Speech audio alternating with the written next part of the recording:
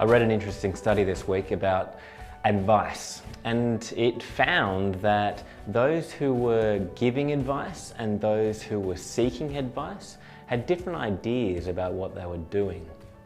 Those who sought advice saw the purpose of seeking advice as broadening their understanding by gathering information, while those who gave the advice saw their purpose as narrowing opinions by providing someone direction.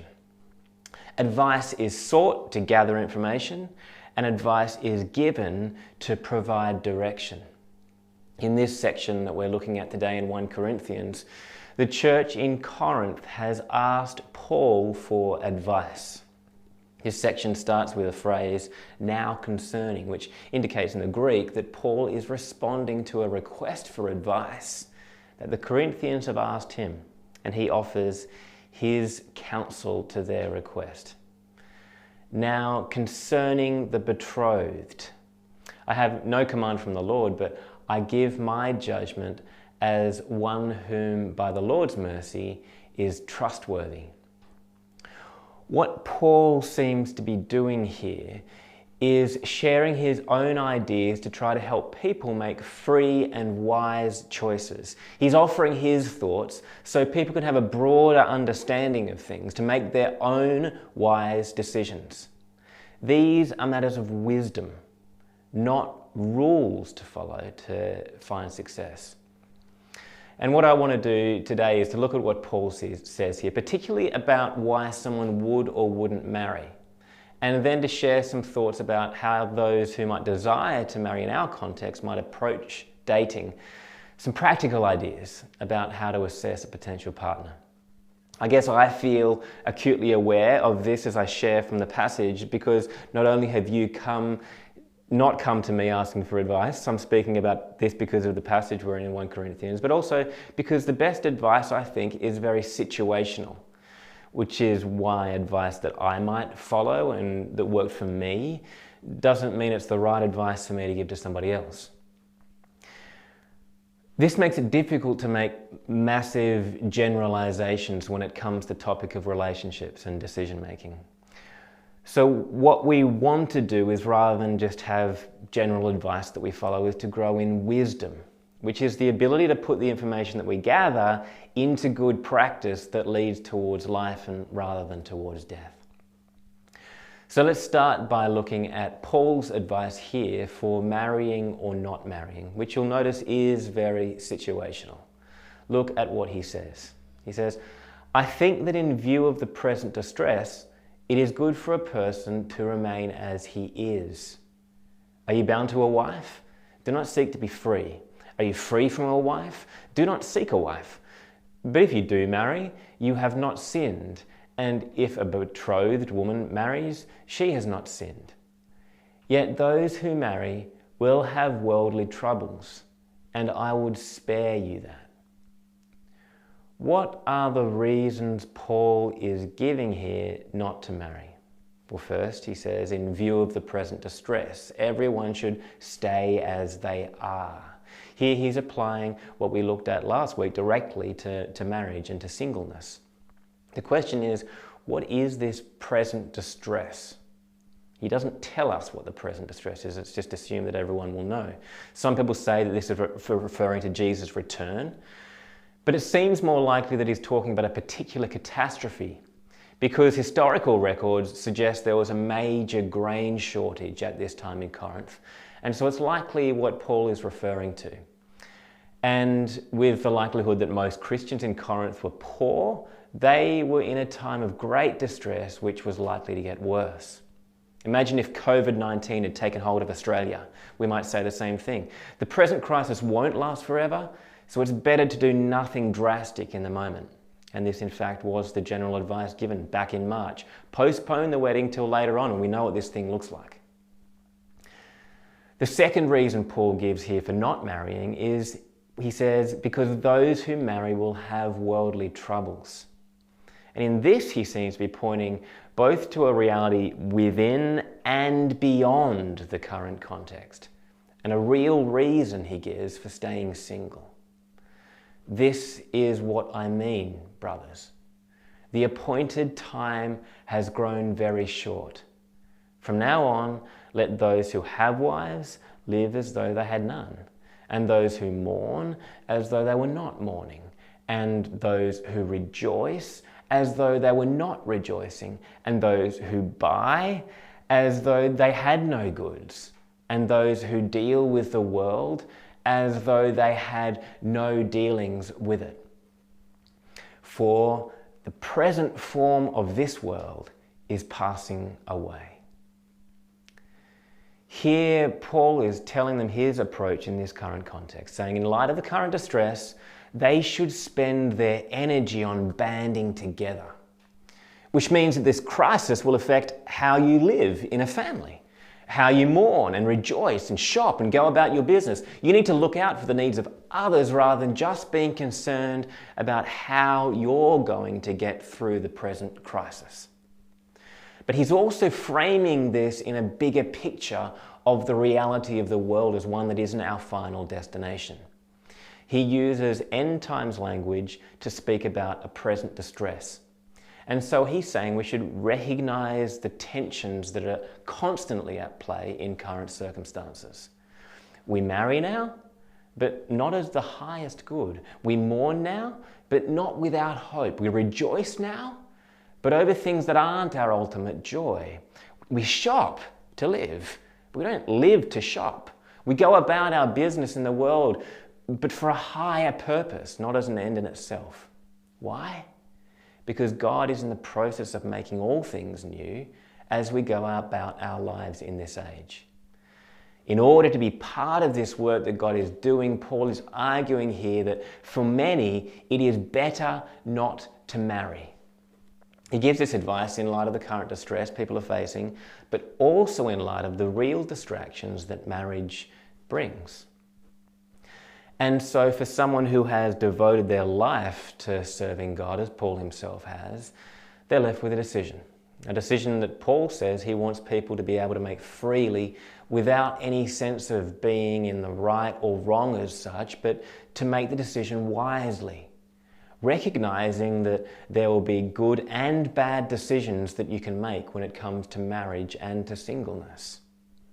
He says in verse 32, I want you to be free from anxieties. The unmarried man is anxious about the things of the Lord, how to please the Lord. But the married man is anxious about worldly things, how to please his wife, and his interests are divided. And the unmarried or betrothed woman is anxious about the things of the Lord, how to be holy in body and spirit. But the married woman is anxious about worldly things, how to please her husband. I say this for your own benefit, not to lay any restraint upon you, but to promote good order and to secure your undivided devotion to the Lord. Notice what Paul says here. I want you to be free from anxieties. And then he goes on to name anxieties in both cases. On the one hand, a person has concerns about how to serve God. On the other hand, another person has concerns about how to serve spouse and family. In verse 35, when he says, I say this to your benefit, not to lay any restraint upon you, he says literally, I do this not to throw a noose around you. He might say something like, I think it's better to be single than to wear the noose of a difficult marriage. And he goes on in verse 35 to say that there are two things to think about in whether or not to marry. First, do what will promote good order, which I think includes both ordering of a person's desires and good order of society as a whole. And second, do what best enables devotion to God. As we read this, we need to recognize that Paul's marriage context is very different to ours. N.T. Wright says of the Corinthian context, couples would often be betrothed at an early age, frequently through arranged marriages. Girls were often married immediately at puberty, around the age of 12, and had frequently been promised to someone well before that. Our marriage context, of course, is very different to this. And we have far more freedom on the one hand, both in choice and in social expectations about marriage. In an ancient view, marriage was for an heir primarily. It was for social duty and achieved a status for the person. It brought order to society. In a contemporary view, marriage seems to be more about an idea of personal fulfillment. It still does hold social status, but right now primarily seems to be connected with feelings of love for what will make a person happiest. But a Christian view of marriage might include aspects of these other two, but they are postured around what is most useful in God's kingdom. Paul's reasons for not marrying go against the cultural norm of his day. And I think that he'd be saying to us in our context something similar. Marrying might be the default social expectation, especially for some reason in the church, but not marrying would actually be the default position of a disciple of Jesus. Why do I think this? Because the primary question a follower of Jesus asks isn't, what do other people think I should do? But in what state can I best serve God? And so you'd stay single while you work this through, rather than getting married first and then trying to work out the answer to the more important question later. And some of us might say, oh no, I'm already married, I've done it the wrong way around. But keep in mind that Paul's overarching approach here, which we looked at last week, is stay in whatever state you are currently in. The disciple who is married learns to be a disciple in that situation rather than trying to get out of it. The disciple who is single, tempering their desire of finding someone to marry, sets their heart on pursuing Jesus and what he is calling you to do in every situation in life. Don't hear me for a minute saying that if you desire to get married, you should squash that desire, or that you shouldn't put yourself in situations where you can meet people. I think you should if that's a desire. What I'm saying, which is what I think Paul has been saying throughout this chapter, is that an important thing for a disciple to do is to learn to rightly order our desires, because it is disordered desires that lead to making unwise decisions, pursuing things that do not ultimately give what they promise if they're pursued as the highest good. Paul does not give rules here. He's not saying you'll be any less faithful as a follower of Jesus by marrying, and that singleness is the key to faithfulness and effectiveness. But still, Paul is clear that marrying someone does introduce new distractions for a person. And so, because this division is inevitable for anyone who chooses to marry today, as it was in Paul's day, it's important to make a wise decision in who you would marry, so that it doesn't end in disaster. Making a wise decision now is actually no guarantee that it won't end in disaster, and this must be at least part of Paul's point that singleness is better in his view. So I want to spend a few moments now suggesting how you might approach a decision on who you might marry. I don't want to throw a noose around you in any way, and so you'd be free to take this as information gathering rather than providing direction. But I offer this believing that if someone's desire for marriage is strong, a bad marriage is actually worse than no marriage. And I don't offer this as an expert at all, although I have learned from other experts. In particular, one person is a guy named John Gottman. He has an excellent book called The 7 Principles for Making Marriage Work. He's the best person I've come across regarding relationship advice, which is based on his years of scientific research of couples. If you are single and you desire to marry, here's what I'd say. First, work out what you care about more than getting married. John Gottman says that in the strongest marriages, couples share a deep sense of meaning, building a shared sense of purpose together into their lives. Of course, you can develop a sense of meaning once you get married, but if you are pursuing this before you're married, you'll be clearer in who could be a good fit for you. So, do you know what is most important to you in life? Let me point out a significant assumption that Paul makes when speaking to the Corinthians here. He says it in both verse 32 and verse 34. The unmarried man and woman is concerned about the things of the Lord. The assumption that he makes is that the things of God are your primary concern. So if you're devoting yourself to seeking first the ways of God in the world, that is going to be best to do if you get married with someone else who is seeking the same thing. In verse 39, Paul says to widows, if they choose to get married, of course, you'd marry someone in the Lord.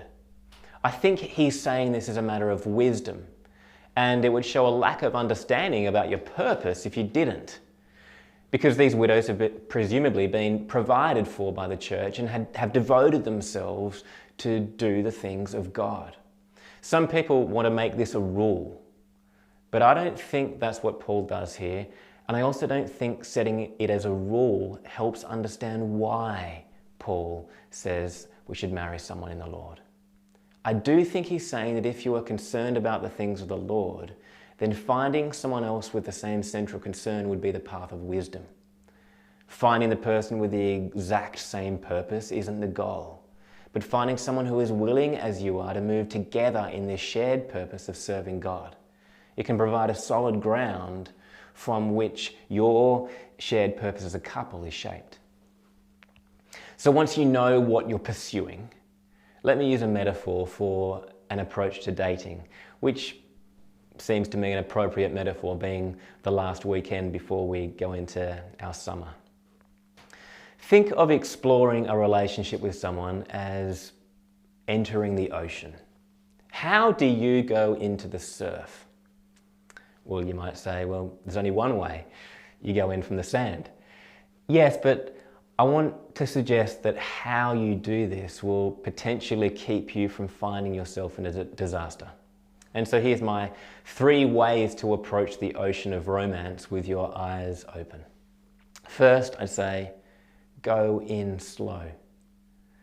I don't know if you're one of those people that just runs and dives straight into the surf without feeling the water first, or if you're a person that gradually edges their way in to get used to the water as you go. But going in slowly at the beach has a few advantages. First, you can see the bottom below on the sand to see if there's any dangerous rocks or seaweed, and you can work out what those represent in a relationship.